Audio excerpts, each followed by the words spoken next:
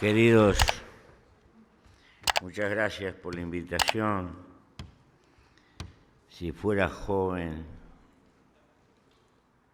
capaz que me creo todo esto. Pero no soy otra cosa que un viejo porfiado. Y de tan porfiado y de tantos años, alguna cosa me han prestado. Pero esto es un encuentro, la culminación de un encuentro de gente que piensa en sociología. Y hay mucha gente joven por ahí. Y yo tengo la sensación, me pasa como le pasa a esos troncos viejos, que en la primavera les salen algunas hojitas, no muchas, porque se están yendo. Por ellos voy a decir 2 o 3 cosas que son muy opinables y que pueden estar muy equivocados, pero la naturaleza de pensamiento que tiene la culminación de este encuentro me parece que da una ocasión. No puedo separar la visión que tengo de hoy de América Latina, que es un capítulo que vivimos, de la contemplación de la historia del Homo sapiens arriba de la Tierra. Esto es una etapa, una pequeña etapa. ¿Y qué veo?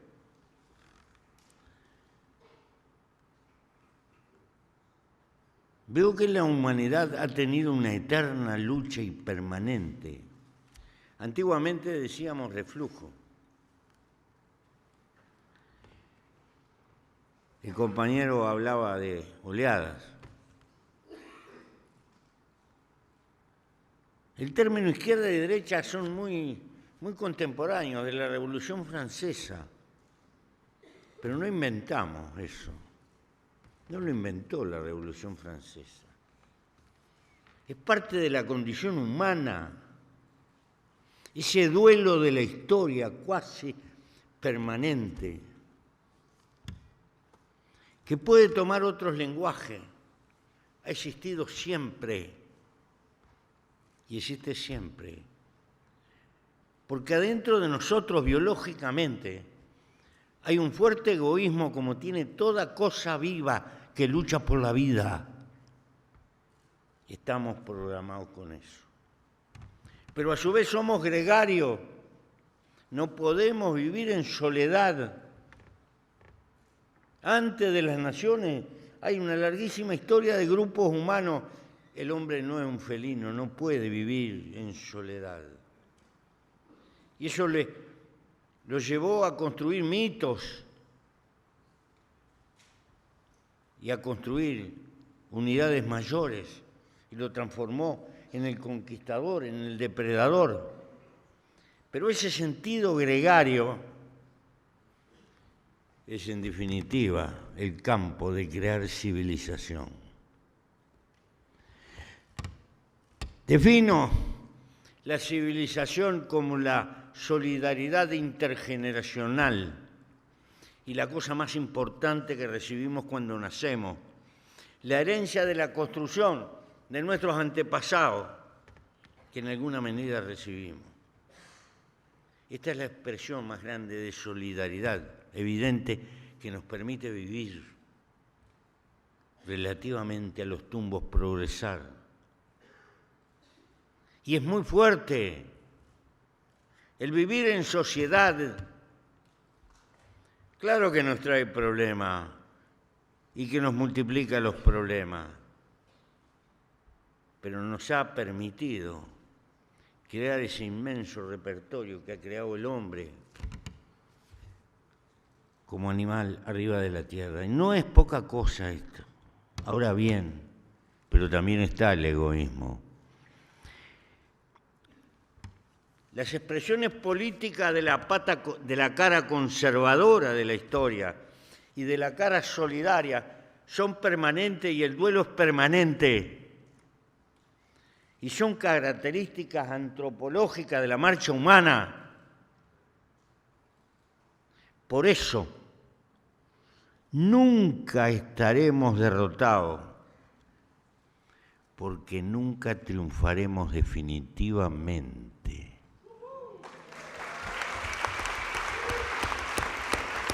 Tampoco. ¿Qué quiero decir? Desde el punto de vista, ¿qué es la izquierda? Es la lucha por la igualdad. No la igualdad de los ladrillos, la igualdad de oportunidades, de esa cosa diferente que son cada uno de los seres humanos. Porque la naturaleza hace cosas semejantes, pero con un toque particular. Construimos sociedad, pero con unidades que están allí, que es esa biología que llevamos adentro. Y antes no lo sabíamos. Nosotros somos descendientes de un crudo racionalismo. Nuestro abuelo Robespierre, el Dios razón. Hoy sabemos que el hombre es mucho más sentires previos a los pensares, y que 1000 veces los pensares no hacen otra cosa que rubricar racionalmente lo que las tripas han decidido. Es mucho más complicada la criatura humana. Pero si algo de lo que estoy diciendo tiene relativo asidero, y todo es discutible, pero este es un taller de pensamiento, no de manija. Convengamos que la lucha es permanente. Y quiero poner sobre la mesa los errores de mi generación, de mi tiempo. Algunos, no todos. Los que hacen. Nosotros ingenuamente pensábamos que cambiando las relaciones de producción y de distribución como consecuencia íbamos a tener un hombre nuevo, o un poquito más nuevo. Y no medimos que naturalmente que cada etapa de la historia es una construcción de relaciones y es una construcción material, y que el capitalismo ha sido algo formidable porque engrilló a la esencia, la encaminó atrás de la tasa de ganancia y le dio una expansión, como no ha conocido la vida del hombre. Y no es todo plaga, nos regaló 40 años de vida más, en términos promedios, no es poca cosa. Y nos metió una cantidad de cosas a las cuales ya no podemos renunciar. Pero también ahí adentro está el culto del egoísmo. Ese que llevamos adentro, pero llevado a la quinta esencia. ¿Por qué? Porque un sistema termina creando una cultura. Y la cultura no es la que enseñan los profesores, los maestros, la academia, la escuela con la mejor intención, sino la tácita cultura subliminal que mueve las conductas de las inmensas masas en su diario vivir. Y eso no es una construcción de conocimiento positivo, es una construcción de intención subliminal a través de una sociedad de marketing que establece el gobierno sobre nuestra conducta, porque esa cultura es funcional a la acumulación. Necesita imperiosamente. El verdadero dominio no está por tener ejército, por firmar tratados. El verdadero dominio está dentro de nosotros, en una cultura subliminal que ha construido un sistema para que le sea funcional a él. ¿Y cuál fue el error que digo de mi generación? Ingenuo. No apelamos a la construcción de una cultura distinta. Nos quedamos consumiendo la misma cultura. Este tipo, alguna vez fui joven, lo monosó. Caigo de Occidente con unas camisas Porex, que eran de nylon, habían aparecido. Una cosa insoportable, pero eran novedosas. Y los pobres estudiantes soviéticos no habían visto esas camisas y estaban como impactados, me la querían comprar de cualquier manera y no se daban cuenta de lo que tenían. Una humilde pieza con una buena radio para estudiar una carrera, etcétera, etcétera, con mucha humildad, pero era un logro. Estoy hablando de 1960, por favor. Recién se había muerto Stalin, estaba Nikita Khrushchev. Lo viví. Y se comparaba el progreso. El progreso era cuántas toneladas de acero, cuántas toneladas comparado con Occidente, y eso equivalía a que íbamos a crear socialismo. Nos comimos el verso. No hay ninguna construcción material si no está acompañada por una construcción cultural. Porque en definitiva hay que pelear por el desarrollo económico y hay que utilizar la ciencia y la tecnología y democratizar el reparto. Sí, pero hay algo más. La izquierda tiene que incorporar la lucha por la felicidad humana, no solo por el desarrollo. ¿Por qué?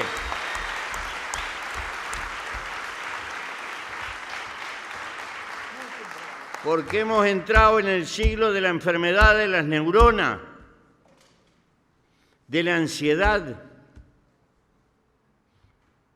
Queda atrás la historia de las bacterias y de los virus. Ahora son las enfermedades nerviosas, expresión del fracaso de nuestra civilización, portentosa por lo que está significando desde el punto de vista material, desastrosa por lo que está significando desde el punto de vista de la felicidad humana. ¿Por qué digo esto? Porque hay que pensar hasta en una arquitectura revolucionaria. ¿Cómo vamos a hablar de felicidad humana si las ciudades las planifica el interés inmobiliario y tienen dimensiones que la hacen inhabitable? ¿Cómo un trabajador va a demorar 3 horas para ir a trabajar por la dimensión que tiene la ciudad en los intereses?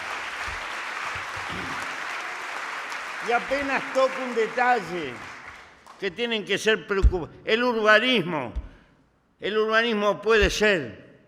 Yo sé que la felicidad no se puede decretar, ni se impone por decreto. Y sé además que somáticamente los organismos vienen con diferencias. Hoy sabemos que hay matrices biológicas que son íncitamente pesimistas. Y aunque saquen la lotería todos los días, son pesimistas. Y hay matrices biológicas que son lo contrario. Eso nos hace con matrices diferentes, eso es cierto. Pero si bien la felicidad no se puede decretar, hay cosas elementales en las cuales hay que entrar a pensar. Y esta sociedad funcional a la acumulación capitalista intenta por todos los medios transformarnos en compradores compulsivos y en desesperados trabajadores, es decir, gente que no tiene tiempo porque tiene que gastar el tiempo de su vida para generar bienes materiales con los cuales cubrir la hipótesis de felicidad, que se es más feliz comprando y comprando y comprando y comprando y debiendo y debiendo y debiendo, hasta que seas un viejo que te caes y otro te sustituye. Significa que lo que estoy hablando es que hay que ir a la pobreza o a las cavernas. No hay que confundir pobreza con sobriedad. y tenemos un desafío ecológico y tenemos una cultura de despilfarro para asegurar la tasa de ganancia y la acumulación. ¿Qué ecología vamos a hacer si nos dejamos arrastrar culturalmente con una cultura que no nos da salida? El primer depredador es nuestra conducta. Creo que la izquierda tiene que poner arriba del tablero estas cosas que duelen.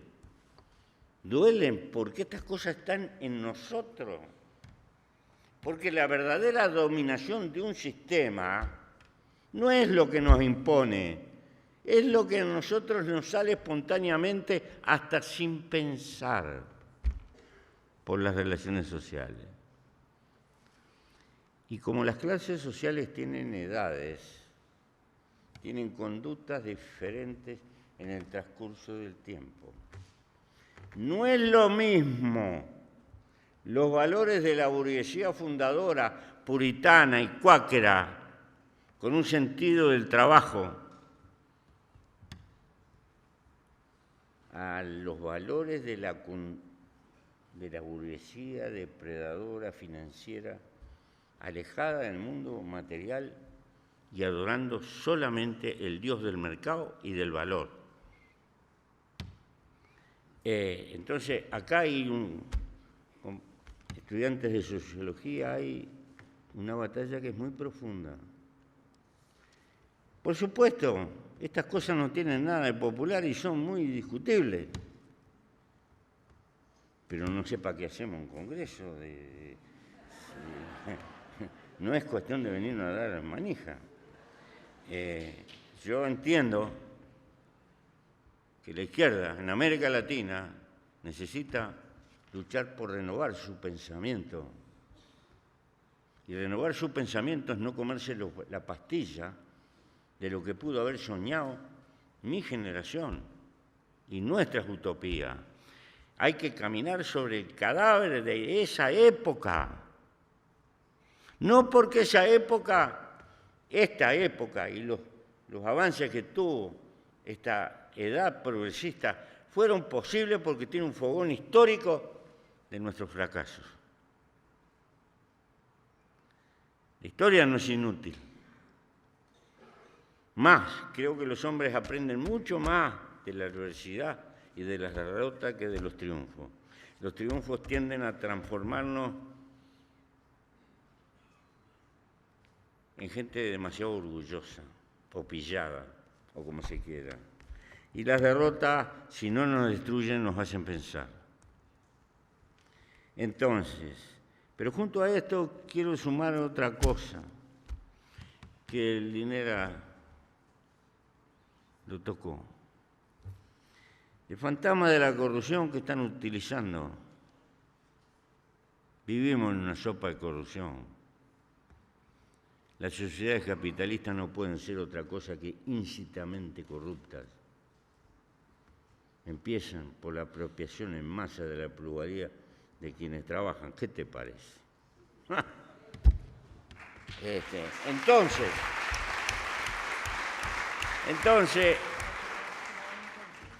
pero hay otras. Hay otras. En todos nosotros.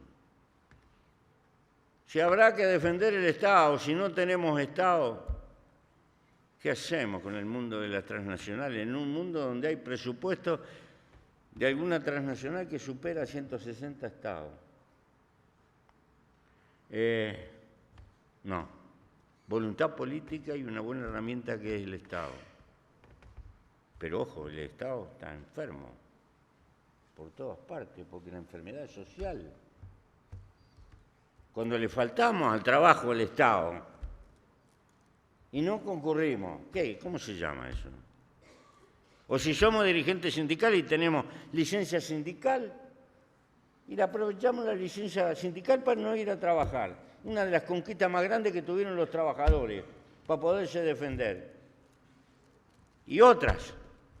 Estoy poniendo chiquita a las cosas hay que llamarlas como son y no asustarse. ¿Por qué? Porque eso es el capitalismo. Sacar ventaja por todos lados. Eso está dentro Acá hay una lucha cultural adentro de nosotros mismos. Y la lucha por la verdadera liberación es la forjación de una cultura.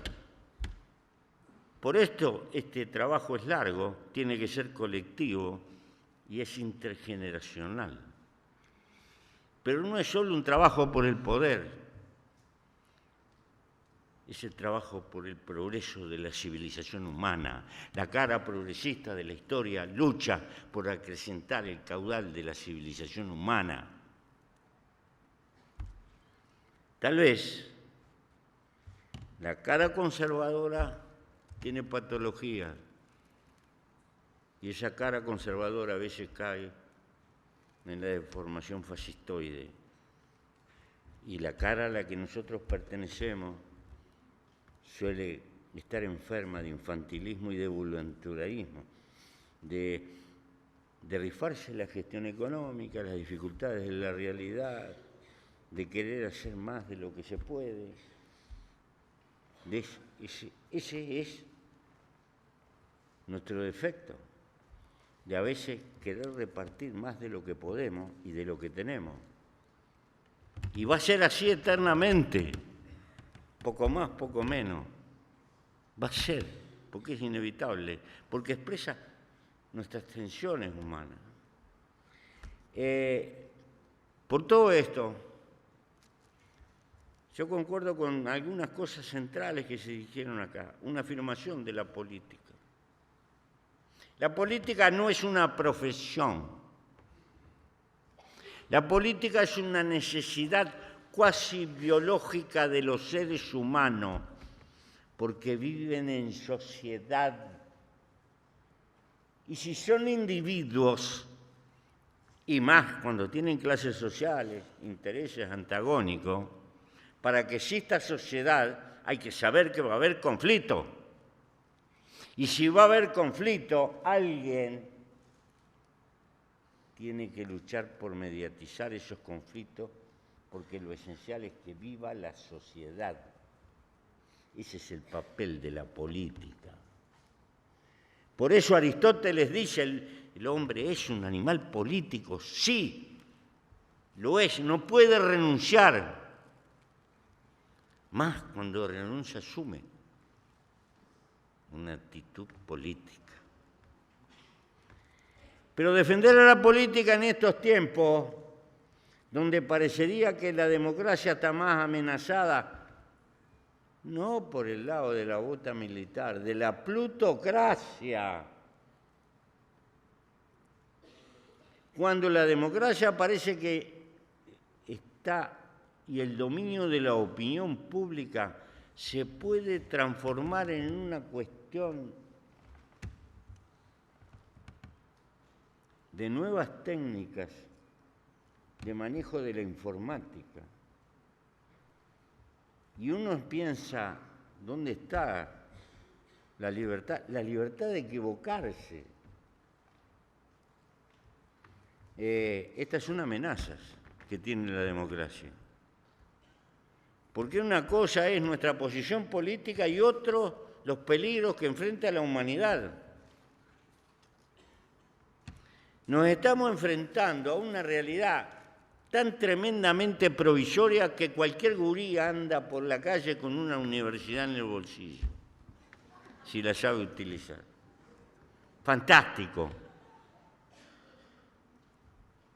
También sirve para cualquier disparate. Y para el reino de los cobardes decir cualquier cosa, no importa. Pero el instrumento está, nunca lo tuvo la humanidad. Pero han aparecido, todos conocemos, un conjunto de técnicas que cuestan un poco cara, pero existen, que permite tropear la conciencia de la gente a una escala que nunca ha visto el hombre. Y eso no lo ha logrado ninguna dictadura en el mundo, y lo puede lograr la plutocracia. Y va a depender mucho de la buena intención que pueda tener la cosa más importante que se está formando hoy. Lo que en mi generación se llamaba proletariado, y aquello de mameluco, y la gorra, y tal, y obrero, estudiantes unidos, adelante, todo eso. Eso se va al carajo. Pero no se va al trabajo. Las propias necesidades económicas obligan a masificar la formación terciaria. No por bondad. Y vamos a asistir que los trabajadores del futuro, en el corto plazo, más importante, que dejan más plusvalía, son los que están entrando hoy a las universidades. Y de la postura que asuman esos sectores, son lo más importante del punto de vista activo de las sociedades que vienen. Más claro, lo que llamábamos la lucha en el seno del movimiento obrero, es en la formación de la muchachada universitaria del mundo de hoy. Pero estamos en América Latina. No nos olvidemos, el continente más injusto. Y este es otro reto que tiene para el futuro de la izquierda. Con esta querida amiga y otros gobernantes de América que se fueron, el más romántico Chávez.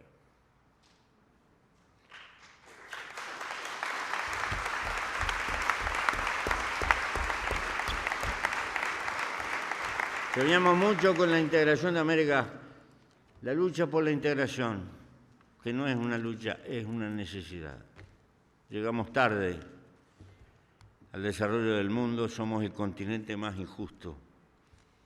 En muchísimas cosas no tenemos masa crítica, pero sobre todo no somos propietarios del conocimiento ni del camino de la investigación. Y nos damos el lujo de tener parceladas nuestras universidades. Más claro, si no luchamos primero de sacarnos esa cabeza fenicia, que creernos que integración es te vendo tanto y me vendés tanto. Y no nos damos cuenta que hay que integrar la inteligencia de esta pobre América Latina, que es el primer camino.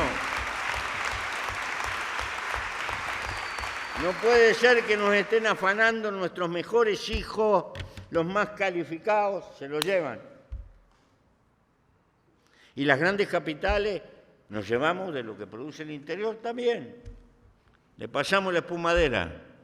Entonces, porque el progreso humano está unido a la posesión de talento. Y el talento no es una cosa que cae porque los dioses lo regalan. No. Está bien, fenómeno, hay que luchar por la enseñanza, por el presupuesto, pero hay que luchar para que no se nos pierdan los mejores. Y no puede ser que seamos tan reaccionarios que un ingeniero chileno no puede venir a trabajar al Uruguay o un médico uruguayo no puede ir a trabajar a Brasil y tiene un lío con el papeleo que esto es un maestro. ¿Cuándo le abremos la tranquera a las profesiones de los latinoamericanos en la patria común, por lo menos? Y es la izquierda que tiene que levantar esas banderas. ¿Qué vamos a esperar? ¿Que lo levante el capitalismo? Bueno, lo digo yo porque nosotros somos un paisito que tenemos una fuerza aérea que se dedica a formar aviadores. Hay 60 y pico en Copa, otros 30, bueno. No, así no vamos. Tenemos que reaccionar y estas tienen que ser banderas de la izquierda. Finalmente, yo hablé de la sobriedad y de la cultura. Y dije que la política no es una profesión, es una pasión. Pero es una pasión de expresión de amor a la vida. ¿En qué sentido? Tal vez no seamos conscientes. Pero estamos programados, como todas las cosas vivas, para luchar por la vida. Batalla imposible porque nos pelamos. La mayor tragedia de todas las tragedias. Amar por encima de todo desesperadamente la vida, que es el bien que no podemos retener, que se nos va. Esa es la vieja tragedia del hombre. Y tal vez la lucha por una sociedad mejor es la intención de mantener algo de eso que se nos va. Esa es nuestra enfermedad, nuestra fisonomía, la lucha por la igualdad, la lucha por un mundo un poco mejor. ¿Será utopía? Yo pienso que no es ni utopía ni ucronismo. Cuesta mucho más y es un esfuerzo colectivo. No hay hombres insustituibles. Lo insustituible son las causas. Los hombres y las mujeres pasamos. Las causas se superan o no. Lo que nos mantiene colectivamente es tácitamente el programa de lucha por la igualdad. Ese es el motor que nos mueve. Por eso, pero la conducta de los militantes, la conducta de los gobernantes, su forma de vivir, hay que pensar que las repúblicas vinieron a este mundo para suscribir, las repúblicas modernas, por lo menos jurídicamente, que nadie es más que nadie, y de que los hombres y las mujeres somos iguales, básicamente. Por lo menos igualdad de derecho. Todos sabemos que con la teórica igualdad de derecho no alcanza, que la verdadera lucha es igualdad de oportunidades y después que cada flor dé lo que pueda dar, porque somos distintos, pero es la lucha por un derecho de partida. Eso compone el programa tácito de la gente de izquierda. Ahora bien, pero es también una forma de vivir. No se puede criticar a la burguesía y vivir a lo burgués.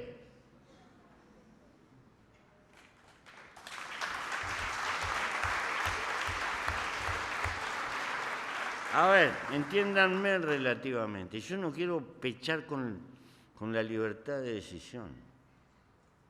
Lo que quiero pechar con la blandura, que no es lo mismo que ternura.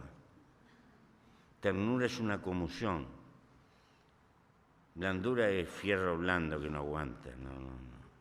Torcido. A eso me refiero. ¿Qué es lo que quiero intentar expresar? Que la forma de vivir tiene que expresar la forma de pensar, porque a la corta o a la larga, o optas por vivir como piensas, o terminarás pensando como vives.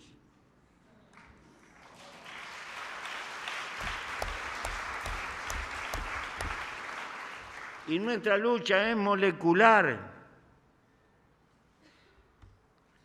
De ahí que la conducta, el compañerismo, la actitud de relaciones, no podemos ser perfectos, tenemos todos los defectos que tiene la humanidad y mucho más los que nos da la lucha. Pero tenemos que tener una lucha dentro de nosotros por ser mejores, por luchar algo. No vamos a jamás crear un mundo mejor si no luchamos por ser mejores nosotros mismos. Y esto es parte de una formación. Pero tenemos toda la presión en contra de ser útiles a la sociedad de mercado y a la tasa de acumulación. Hemos matado a los dioses. Habrá mucha gente que crea, la respeto en pila. Dios es el mayor invento del amor a la vida que tiene la construcción humana. Y habla a las claras que no hay animal más utópico, formidablemente utópico, místico. El ser humano necesita la creencia de Dios. Yo lo creo que es por amor a la vida, aunque no se dé cuenta. Pero respetando eso, el verdadero Dios real, aún aquellos que profesan una religión, es el mercado, el Dios mercado, que está metido en todas nuestras reacciones y que le llaman al neoliberalismo. ¿Qué neoliberalismo ni neoliberalismo? No sé cómo se llama esto. Esto es una cultura somática. No es una posición teórica de la economía. Hay que ver cómo reacciona la gente.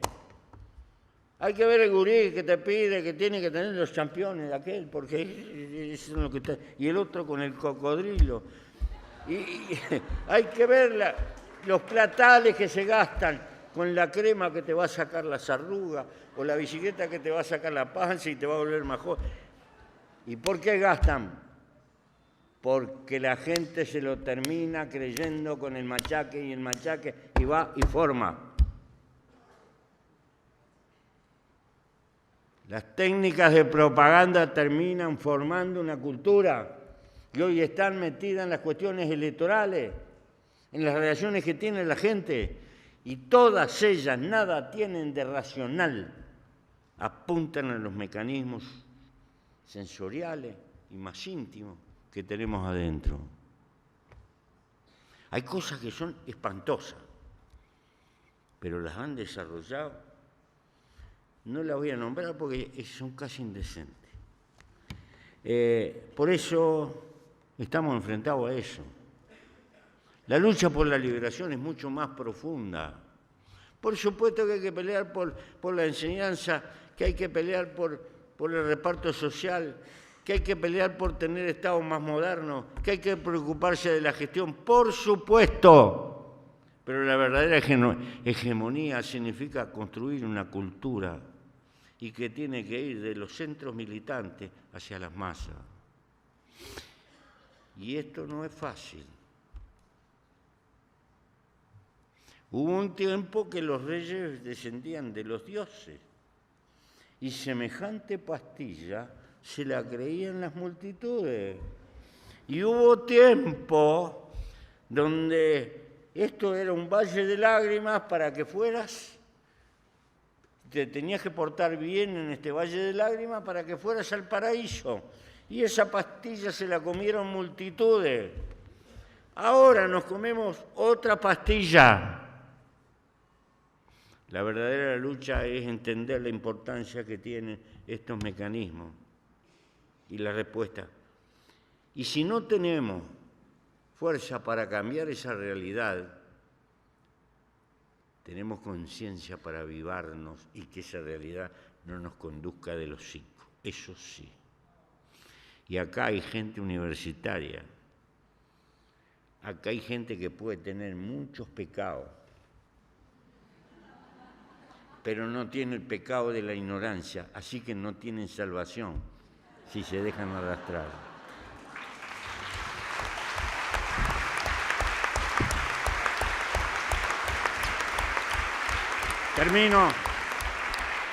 Termino porque esto daría para un rollo largo, pero lo que quiero es hacer un llamado.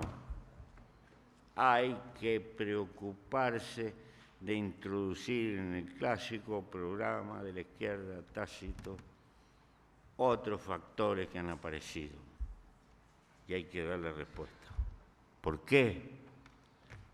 Por lo menos la preocupación. ¿Por qué? Porque esto lo he visto en las universidades de Japón, lo he visto en Oxford, lo he visto en las universidades de Turquía, en las universidades de Río de Janeiro, en las universidades de México, en Kazajstán, por donde he andado he visto, hay angustia existencial en muchísima gente joven. Y esto no se arregla con plata. No puede ser concebible que haya jóvenes japoneses que pierdan un examen y se suiciden. ¿Qué clase de civilización estamos haciendo para en el medio de una sociedad rica tener semejante frustración de quitarse la vida por perder un examen? Pero eso existe en este mundo. Porque hay como una cosa que tenés que ser competitivo, que tenés...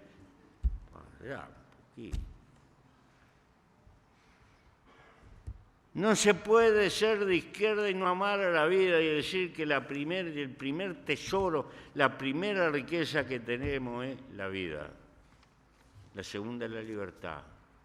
Y la libertad hay que definirla. Eres libre cuando haces con el tiempo de tu vida lo que a ti te motiva. Mientras tienes que ir a ayudarla para pagar tus necesidades materiales, no necesariamente eres libre, salvo que tengas la suerte de realizar un trabajo que te motiva. Pero en términos generales no es así. Pero eres libre en ese tiempo que no te lo paga nadie, pero tienes para cultivar tus afectos, tus emociones, tus hijos, tus amistades, tus quereres, si eres joven, tu compañerismo, si eres viejo. Ese tiempo que no se paga para cultivar los afectos son parte de la construcción de tener derecho a intentar ser feliz en este milagro que se llama vida. La izquierda no puede estar de espalda a estas cosas, porque la izquierda no lucha por la acumulación, lucha por el hombre, lucha por la humanidad, lucha por una civilización mejor. No vamos a hacer cosas grandes si no agrandamos la mirada. Gracias.